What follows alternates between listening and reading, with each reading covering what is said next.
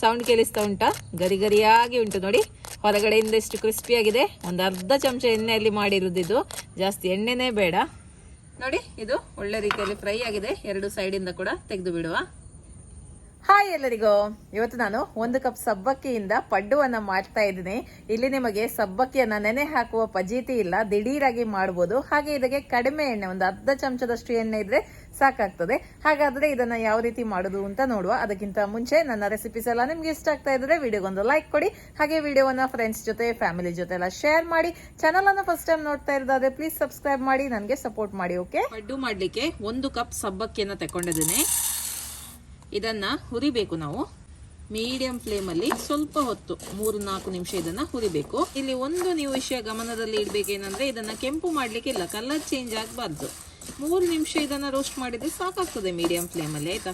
ಅಂದ್ರೆ ಇದನ್ನ ನಮ್ಗೆ ಪುಡಿ ಮಾಡ್ಲಿಕ್ಕೆ ಉಂಟು, ಹಾಗಾಗಿ ನಾವು ಇದನ್ನ ಹುರಿಯುವುದು. ಸಾಮಾನ್ಯವಾಗಿ ನಾವು ಸಬ್ಬಕ್ಕಿಯನ್ನ ನೆನೆಸಿ ಮತ್ತೆ ಯೂಸ್ ಮಾಡುವಂಥದ್ದು. ನಿಮಗೆ ಟೈಮ್ ಇದ್ರೆ ನೀವು ಆ ರೀತಿ ಕೂಡ ಪಡ್ಡುವನ್ನು ಮಾಡ್ಬೋದು. ಬಟ್ ನಿಮ್ಮ ಹತ್ರ ಟೈಮ್ ಇಲ್ಲ, ಇನ್ಸ್ಟೆಂಟ್ ಆಗಿ ಮಾಡಬೇಕು ಅಂದ್ರೆ ಈ ವಿಧಾನವನ್ನ ನೀವು ಅನುಸರಿಸಬಹುದು. ಓಕೆ, ಈಗ ಸುಮಾರು 3 ನಿಮಿಷ ಆಗಿದೆ. ಇಷ್ಟಾದ್ರೆ ಸಾಕು.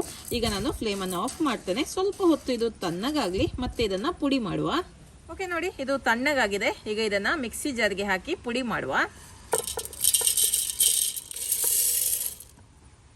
ಓಕೆ ನೋಡಿ, ಪುಡಿ ಮಾಡಿ ತಂದಿದ್ದೀನಿ. ನೋಡಿ ಎಷ್ಟು ಚೆನ್ನಾಗಿ ಪುಡಿ ಆಗಿದೆ ಅಂತ. ಕರೆಕ್ಟಾಗಿ ನೀವು ಹುರಿದು ಸ್ವಲ್ಪ ತಣ್ಣಗಾದ ನಂತರ ಪುಡಿ ಮಾಡಿದ್ರೆ ನಿಮಗೆ ನೈಸಾಗಿ ಬರುತ್ತೆ. ನೋಡಿ ಎಷ್ಟು ಚೆನ್ನಾಗಿ ಇದು ಪುಡಿ ಆಗಿದೆ ನೋಡಿ. ಓಕೆ, ಈಗ ಇದಕ್ಕೆ ನಾನು 2 ಆಲೂನ ಹಾಕ್ತಾ ಇದ್ದೀನಿ. ಈ ಆಲೂನ ನಾನು ಪ್ಯೂರಿ ಮಾಡಿ ಹಾಕ್ತಾ ಇದ್ದೀನಿ. ಓಕೆ, ನೀವು ಬೇಕಿದ್ರೆ ಆಲೂನ ಬೇಯಿಸಿ ಮ್ಯಾಶ್ ಮಾಡಿ ಕೂಡ ಹಾಕ್ಬೋದು. ನಿಮಗೆ ಯಾವ ರೀತಿ ಅನುಕೂಲ ಆಗುತ್ತೆ ಆ ರೀತಿ ನೀವು ಮಾಡ್ಕೊಳ್ಬೋದು. ಮತ್ತೆ ಇನ್ನೊಂದು ವಿಷಯ ಏನಂದ್ರೆ, ನಿಮ್ಗೆ ಇಲ್ಲಿ ಆಲೂ ಬೇಯಿಸ್ಲಿಕ್ಕೆ ಕೂಡ ಟೈಮ್ ಇಲ್ಲ ಅಂದ್ರೆ ನೀವೇನ್ ಮಾಡಿ ಅಂದ್ರೆ, ಹಸಿ ಆಲೂನ ಕೂಡ ಮಿಕ್ಸಿಗೆ ಹಾಕಿ ಪೇಸ್ಟ್ ಮಾಡಿ ಯೂಸ್ ಮಾಡ್ಬೋದು. ಅಂದ್ರೆ ನೀರು ಹಾಕದೆ ಅದನ್ನ ಪೇಸ್ಟ್ ಮಾಡ್ಕೊಳ್ಳಿ, ಮತ್ತೆ ಇಲ್ಲಿ ಯೂಸ್ ಮಾಡ್ಬೋದು. ನೀವು ಆಲೂ ಹಾಕೋದ್ರಿಂದ ಒಳ್ಳೆ ಒಂದು ಬೈಂಡಿಂಗ್ ಬರುತ್ತೆ. ಮತ್ತೆ ನೀವು ಆಲೂ ತಿನ್ನಲ್ಲ ಅಂದ್ರೆ ನೀವು ಸಿಹಿ ಗೆಣಸನ್ನ ಕೂಡ ಯೂಸ್ ಮಾಡ್ಬೋದು. ಅಥವಾ ಅದು ಕೂಡ ತಿನ್ನಲ್ಲ ಅಂದ್ರೆ ನೀವು ಯಾವ್ದಾದ್ರು ಹಿಟ್ಟನ್ನ ಸೇರಿಸಬಹುದು. ಅಂದ್ರೆ ಅಕ್ಕಿ ಹಿಟ್ಟು ಕೂಡ ಆಗುತ್ತೆ, ಬೇರೆ ಹಿಟ್ಟನ್ನು ಕೂಡ ಸೇರಿಸಬಹುದು, ಒಳ್ಳೆ ಒಂದು ಬೈಂಡಿಂಗ್ಗೋಸ್ಕರ. ಓಕೆ, ಈಗ ಇದಕ್ಕೆ ಸ್ವಲ್ಪ ನೀರು ಹಾಕುವ, ಹಾಗೂ ಕೆಲವೊಂದು ಮಸಾಲೆ ಎಲ್ಲ ಹಾಕುವ. 2 ಹಸಿಮೆಣಸಿನಕಾಯಿನ ಚಿಕ್ಕ ಚಿಕ್ಕದಾಗಿ ಕಟ್ ಮಾಡಿ ಹಾಕ್ತಾ ಇದ್ದೀನಿ. ಖಾರ ನೋಡ್ಕೊಂಡು ನೀವು ಹೆಚ್ಚು ಕಡಿಮೆ ಮಾಡ್ಕೊಳ್ಳಿ. 1 ಟೇಬಲ್ ಚಮಚದಷ್ಟು ಕೊತ್ತಂಬರಿ ಸೊಪ್ಪು, 1 ಚಮಚ ಜೀರಿಗೆ, 1 ಇಂಚಷ್ಟು ಶುಂಠಿ. ಇದರಲ್ಲಿ ನೀವು ಕೆಲವೊಂದು ಐಟಮ್ಸ್ ತಿನ್ನಲ್ಲ ಅಂದ್ರೆ ಶುಂಠಿ ಎಲ್ಲ ತಿನ್ನಲ್ಲ ಅಂದ್ರೆ ಅದನ್ನ ನೀವು ಸ್ಕಿಪ್ ಮಾಡ್ಕೊಳ್ಬಹುದು. ಸ್ವಲ್ಪ ಉಪ್ಪು. ಈಗ ಇದಕ್ಕೆ ನೀರನ್ನು ಹಾಕುವ. ಮೊದಲಿಗೆ 1 ಕಪ್ ಅಷ್ಟು ನೀರನ್ನು ಹಾಕಿ ಚೆನ್ನಾಗಿ ಮಿಕ್ಸ್ ಮಾಡ್ತೇನೆ. ಮತ್ತೆ ನೀರನ್ನು ನೋಡ್ಕೊಂಡು ಹಾಕಿದ್ರೆ ಆಯ್ತು. ಒಳ್ಳೆ ರೀತಿಯಲ್ಲಿ ಇದನ್ನ ಮಿಕ್ಸ್ ಮಾಡಬೇಕು. ನೋಡ್ಕೊಂಡು ನೀರನ್ನು ಹಾಕಿದ್ರೆ ಆಯ್ತು. ತುಂಬಾ ಸುಲಭ, ಇನ್ಸ್ಟೆಂಟ್ ಆಗಿ ಇದನ್ನ ಮಾಡ್ಬೋದು.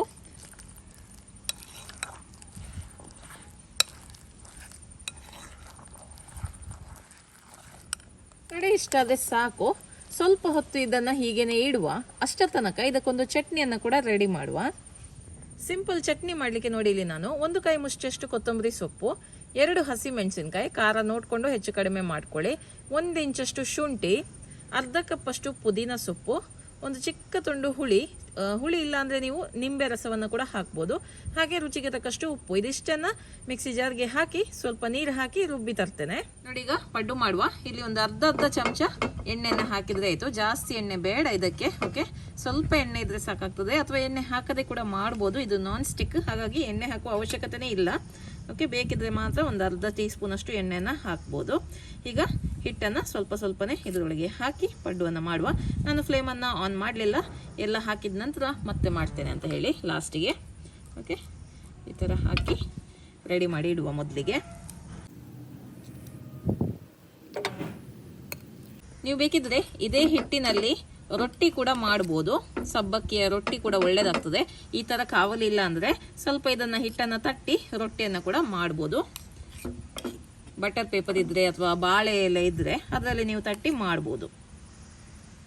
ಓಕೆ, ನೋಡಿ ಎಲ್ಲ ಹಾಕಿದ ನಂತರ ಈಗ ಫ್ಲೇಮ್ ಅನ್ನ ಆನ್ ಮಾಡಿದ್ದೇನೆ. ಮೀಡಿಯಂ ಟು ಲೋ ಅಲ್ಲಿ ಇಟ್ಟು ಇದನ್ನ ಬೇಯಿಸಿದ್ರೆ ಆಯ್ತು. ಮತ್ತೆ ಇನ್ನೊಂದು, ಈ ಹಿಟ್ಟಿಗೆ ನಾನು ನೀರನ್ನ ಹಾಕಿ ಮಿಕ್ಸ್ ಮಾಡಿದ್ದೇನೆ. ನೀವು ಬೇಕಿದ್ರೆ ಸ್ವಲ್ಪ ಮೊಸರನ್ನ ಕೂಡ ಹಾಕ್ಬೋದು. ನಾನು ಹಾಕ್ಲಿಲ್ಲ, ನಿಮ್ಗೆ ಇಷ್ಟ ಇದ್ರೆ ನೀವು ಹಾಕ್ಬೋದು. ಓಕೆ, ಸ್ವಲ್ಪ ನಾನು ಮೇಲ್ಗಡೆಯಿಂದ ಮುಚ್ಚಳವನ್ನು ಮುಚ್ತಾ ಇದ್ದೀನಿ ಬೇಗ ಆಗ್ಲಿ ಅಂತ ಹೇಳಿ. ಓಕೆ, ಸುಮಾರು ಒಂದು 5 ನಿಮಿಷ ಆಯ್ತು. ಈಗ ಇದನ್ನ ಮಗುಚಿ ಹಾಕುವ. 2 ಸೈಡಿಂದ ಕೂಡ ಇದನ್ನ ಫ್ರೈ ಮಾಡುವ. ಓಕೆ.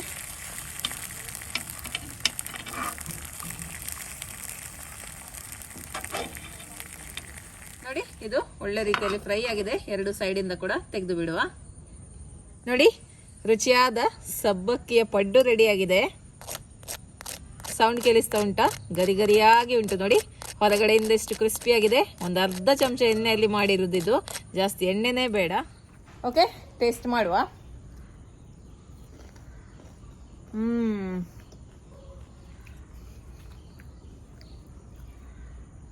ಹೊರಗಡೆಯಿಂದ ಅಷ್ಟು ಕ್ರಿಸ್ಪಿ ಆಗಿದೆ ನೋಡಿ, ಒಳಗಡೆಯಿಂದ ಸಾಫ್ಟ್ ಆಗಿದೆ. ಈ ಚಟ್ನಿ ಅಂತೂ ತುಂಬಾನೇ ಇದಕ್ಕೆ ಸೂಟ್ ಆಗ್ತಾ ಉಂಟು. ಮತ್ತೆ ನಿಮಗೆ ಇದು ನೀರು ಚಟ್ನಿ ಅಥವಾ ಕಾಯಿ ಚಟ್ನಿ ಬೇಕಿದ್ರೆ ಆ ರೆಸಿಪಿನ ಕೂಡ ನಾನು ಹಾಕಿದ್ದೀನಿ, ನೀವು ಅದನ್ನು ಕೂಡ ನನ್ನ ಚಾನಲಲ್ಲಿ ನೋಡ್ಬೋದು. ಓಕೆ, ಇವತ್ತಿನ ಈ ರೆಸಿಪಿ ನಿಮಗೆ ಇಷ್ಟ ಆಯಿತು ಅಂತ ಅಂದ್ಕೊಳ್ತೇನೆ. ಇನ್ನು ಮುಂದಿನ ವಿಡಿಯೋದಲ್ಲಿ ಸಿಗ್ತೀನಿ. ಅಲ್ಲಿ ತನಕ ಬಾಯ್.